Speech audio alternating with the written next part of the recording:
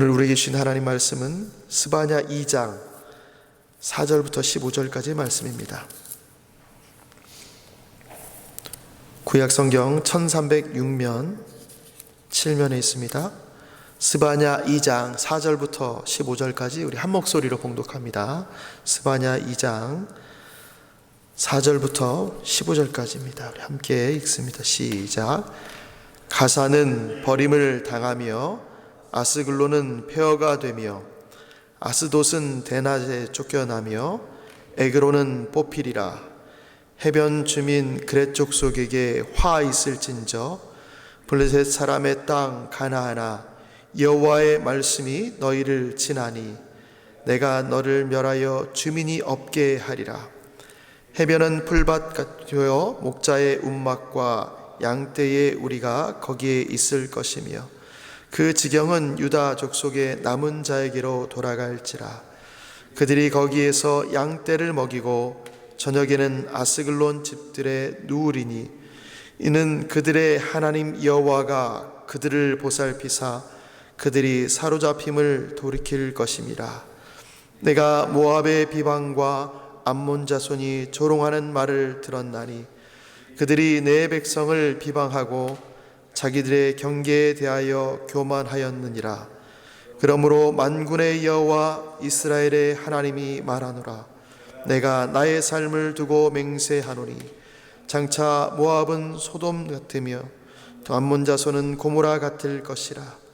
찔레가 나며 소금 구덩이가 되어 영원히 황폐하리니 내 백성의 남은 자들이 그들을 노략하며 나의 남은 백성이 그들을 기업으로 얻을 것이라.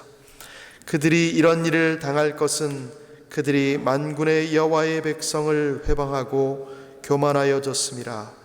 여호와가 그들에게 두렵게 되어서 세상의 모든 신을 쇠약하게 하리니 이방의 모든 해변 사람들이 각각 자기 처소에서 여호와께 경배하리라. 구수 사람들아 너희도 내 칼에 죽임을 당하리라. 여호와가 북쪽을 향하여 손을 펴서 아수르를 멸하며 니느웨를 황폐하게 하여 사막같이 메마르게 하리니 각종 짐승이 그 가운데에 때로 누울 것이며 당아와 고슴도치가 그 기둥 꼭대기에 깃들이고 그것들이 창에서 울 것이며 문턱이 적막하리니 백향목으로 지은 것이 벗겨졌습니다. 이는 기쁜 성이라 염려 없이 거주하며 마음속에 이르기를 오직 나만 있고 나 외에는 다른 이가 없다 하더니 어찌 이와 같이 황폐하여 들짐승이 엎드릴 곳이 되었는고 지나가는 자마다 비웃으며 손을 흔들리로다. 아멘. 스바냐는 히스기야의 현손이고 아마랴의 증손 그달의 손자이고 구시의 아들입니다. 왕족인 그는 왕실 통치자들에 대한 비판을 꺼려하지 않습니다. 그래서 왕들에 대해서 그 통치자들에 대해서 계속 언급을 합니다. 스바냐의 이름 뜻은 여호와께서 숨기신다라는 뜻입니다. 이 스바냐서에 여호와의 날이라는 단어가 총 3회 등장하는데요. 3번 등장하는데 그 외에도 그 유사한 표현들이 많이 등장합니다. 여호와의 분노의 날, 고통과 억압의 어두운 날, 희생의 날, 여호와가 일하는 날, 그날 아주 다양하게 같은 의미로 표현됩니다. 이 그날은 이스라엘과 유다를 포함한 심판의 날입니다. 의로우신 하나님께서 죄와 불의에 대하여 진노하시는 날입니다.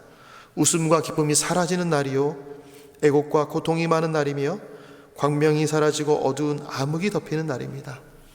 스바냐는 왕족과 귀족과 관리들과 부유층 상인들에게 너희가 심판의 대상이다 라고 선언합니다.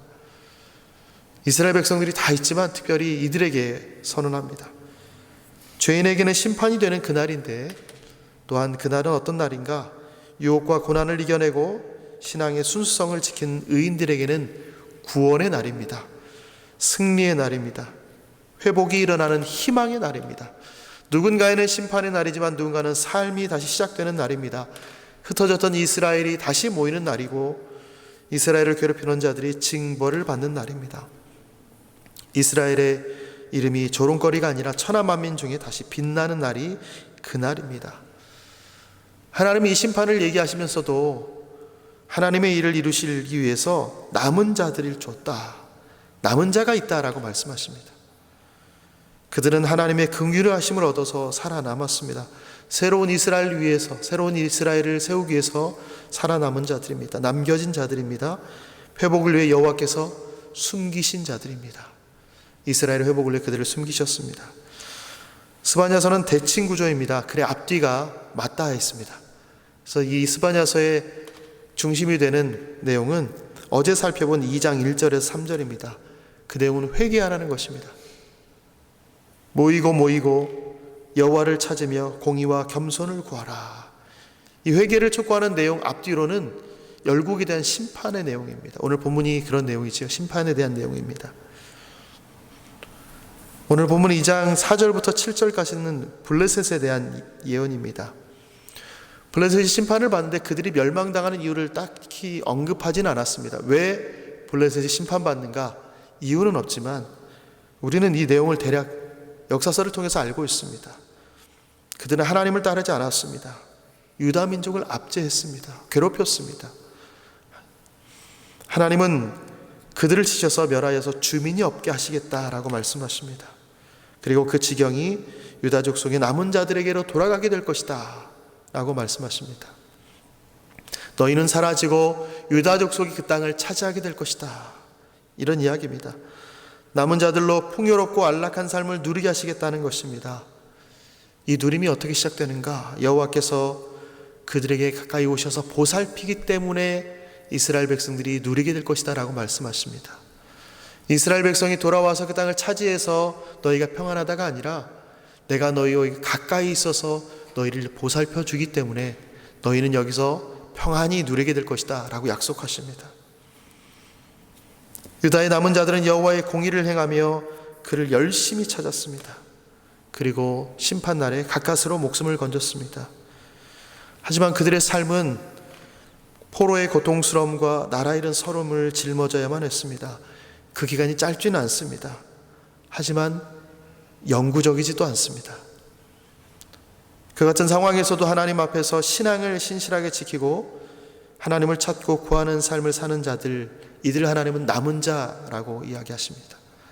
너의 삶이 괴롭고 너희가 나라를 잃었으며 그 가운데서도 불구하고 하나님을 찾고 잊지 않았던 사람들, 그들이 남은 자다. 하나님은 그들의 삶을 자세히 살피시고 가장 적당한 때 적절한 방법으로 그들을 구원하십니다. 그리고 약속하신 새로운 땅, 풍요와 안전을 약속하신 이 땅을 허락하십니다. 이 원리는 종말을 기다리는 우리에게도 동일하게 적용됩니다. 종말을 기다리는 남은 자들에게 구원도 이렇게 이루어집니다. 그 땅이 고통스럽고 어려움이 있다. 그러나 하나님을 향하여 신앙을 지키고 여전히 하나님을 부르짖는 자들, 그들이 남은 자들이고 하나님은 적당한 때에 적당한 방법으로, 최상의 방법으로 다시 한번 우리를 구원하십니다 라고 약속하십니다. 블레셋에 대한 예언이 있고 난 뒤에 모압과 암몬에 대한 예언이 이어집니다. 이들은 심판받는 이유가 명확하게 기록되어 있습니다. 이들은 유다 백성을 비방하고 조롱했습니다. 또한 유다의 땅을 침범했습니다. 하나님은 이들이 유다를 침범할 때, 그들이 비방하고 조롱할 때 가만히 계셨는가? 그렇지 않습니다. 그들이 비방하고 조롱할 때에 친히 들으셨다라고 기록합니다. 친히 들으셨고 그들의 땅이 침범하실 때 아셨다는 것입니다. 하나님은 당신이 사랑하는 이 백성이 해롭게 하는 자들을 용서하지 않습니다. 내 백성을 괴롭히는 자들을 가만두지 않습니다. 그래서 모압과 암몬의 죄목을 말씀하시고 그에 따른 형을 선고하십니다. 9절 하반절인데요. 장차 모압은 소돔 같으며 암몬 자손은 고모라 같을 것이라.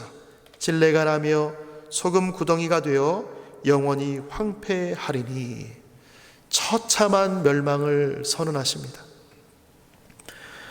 그들의 죄가 단순하지 않은 결과입니다. 끔찍한 멸망을 초래할 만큼 크나큰 죄를 지은 것입니다. 그들에게는 크나큰 심판이지만 선민의 편에서 보면 이것은 선민을 사랑하시는 하나님의 극진함을 나타내주고 있습니다. 하나님이 원수를 대신 갚아주는데 그것이 그들의 마음을 위로를 준다는 것입니다. 12절에는 구스 사람에 대한 예언입니다. 유다의 남쪽에 있는 구스, 에디오피아에 대한 예언입니다. 그들은 이스라엘과 직접적인 원수가 된 적은 없습니다. 하지만 그들은 오랫동안 애굽을 점령했기 때문에 이스라엘 백성이 노예로 있을 때에, 이스라엘 백성이 애굽에서 노예 생활을 할 때에 학대를 했을 것입니다. 또한 요시야 왕이 전사할 당시에 애굽 왕 느고편에서 싸웠습니다. 직접적인 원수가 된 적은 없지만 이스라엘 주변에서 그들을 괴롭게 하는 자들입니다. 그들이 어떻게 되는가? 너희도 내 칼에 죽임을 당하리라, 이렇게 말씀하십니다. 마지막에는 아수르에 대한 예언이 나오는데요, 아수르의 수도 니느웨가 황폐하게 된다라고 이야기합니다. 수도가 황폐할 정도라면 완전히 멸망했다는 것입니다. 이들은 자신 외에 다른 이가 없다라고 말했습니다. 그리고 하나님을 대적했습니다. 자신을 신격화하는 죄를 범했습니다. 하나님이 이들을 니느웨가 황폐해질 정도로 망하게 하겠다, 심판하시겠다고 약속하십니다. 오늘 심판하겠다고 말씀하신 이 5 나라인데요, 지역으로 보면 동서남북에 있는 나라들입니다. 그들은 모두 선민의 대적들입니다. 하나님이 선택한 백성들 주변에 있으면서 하나님의 백성들을 돕지 않고 그들을 대적했습니다. 하나님은 당신의 소유인 선민에 대한 대적 행위를 마치 자신을 대적하는 행위로 여기시고 그들을 심판하십니다. 그들을 심판하실 뿐만 아니라 또한 한편으로는 이 대적들이 괴롭히는 이 행위들을 통해서 하나님은 당신의 백성을 연단하시고 궁극적으로는 구원을 얻게 하십니다. 그의 대적들이 그의 백성을 괴롭힐 때에 하나님은 가만히 계시지 않았습니다. 지켜보고 계시고 들으셨습니다. 그리고 그의 백성을 구원하십니다. 하나님 또한 열방을 심판하시지만 그 가운데에 남은 자들을 두십니다. 이들로 하여금 새 이스라엘, 새로운 하나님의 백성들, 새로운 하나님의 나라를 세워가십니다. 심판 자체에 멸망하게 하는 목적도 있지만 하나님의 백성을 회복하고 구원하려는 계획의 일환입니다. 그래서 우리는 하나님의 심판, 예수 그리스도 다시 오실 때에 이 땅이 심판을 받을 때 우리는 구원을 받는다는 사실을 늘 유념하고 있는 것입니다. 대적들이 사방에서 우리를 우겨쌀 때가 있습니다. 상황이 우리를 그렇게 몰아갈 때가 있습니다. 환경이 나를 자꾸 하나님이 없는 것처럼 느껴지게 만들 수도 있습니다. 그러나 대적이 사방에서 우리를 우겨싸도 하나님의 백성인 우리는 당신이 우리를 지켜주십니다. 하나님의 백성인 우리를 하나님은 지켜주십니다. 사방이 막혔을지라도 하나님은 우리의 막힘을 보고 계시고 듣고 계십니다. 우리를 대적하는 그들을 심판하시고 우리에게 영광스러운 승리를 주실 그날이 있습니다. 우리가 할 수 없는 그날이지만 하나님은 우리를 위하여 친히 그날을 준비하고 계십니다. 그 주님과 동행하는 매일의 삶이 되길 소원합니다. 오늘도 우리는 그 주님과 동행하시면서 이 땅의 남은 자로서 살아가는 신자의 삶을 살아가시기를, 또는 그렇게 살아냄으로 하나님의 영광을 맛보아 누리는 모든 죄 백성 되시기를 예수님의 이름으로 축원합니다. 아멘. 하나님, 주께서 말씀하시기를 여전히 이 땅 가운데에 하나님의 선택받은 백성들을 괴롭히는 자들이 있음을 다시 한번 확인합니다. 그럼에도 불구하고 하나님은 남은 자들을 두시고 이들을 통하여 하나님의 구원을 맛보게 하신 것들을 다시 한번 보게 됩니다. 하나님의 백성들을 괴롭히는 자들을 심판하시고 그들이 비방과 조롱을 했던 모든 것들을 들으셨다라고 말씀하시며, 또한 그의 백성들을 구원하셔서 새로운 하나님의 나라 백성으로 새로운 하나님 나라를 또 이끌게 하실 하나님의 말씀을 보았습니다. 주님, 우리가 그날을 기대합니다. 기다립니다. 오늘도 남은 자로서의 삶을 살아가고자 하오니 우리를 붙들어 주옵소서. 남은 자로서 하나님과 동행하면서 하나님이 다시 오심을 기대하고, 또한 이 땅에 여전히 아직 하나님을 알지 못하는 자들에게 심판이 있다라고 선언하고, 하나님의 백성들은 그 심판의 날에 구원이 있다라고 말할 수 있는 우리 모두가 되도록 인도하여 주옵소서. 그렇게 살아나게 하실 하나님께 감사드리며 예수님의 이름으로 기도합니다. 아멘.